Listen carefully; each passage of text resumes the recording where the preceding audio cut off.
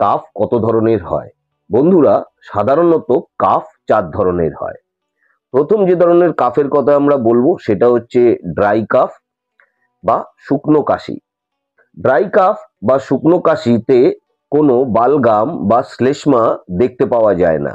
এটা সাধারণত অ্যালার্জিগত কারণে হতে পারে, ডাস্ট অ্যালার্জির কারণে হতে পারে, ধুলোবালির কারণে হতে পারে, সিওপিডির কারণে হতে পারে।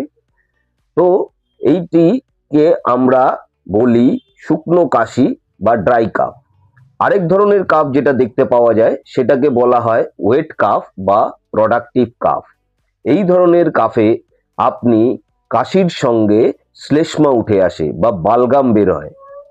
এই ধরনের কাফ সাধারণত ইনফেকশন থেকে হয়, সেটা ব্যাকটেরিয়াল ইনফেকশন থেকে হতে পারে, ভাইরাল ইনফেকশন থেকে হতে পারে।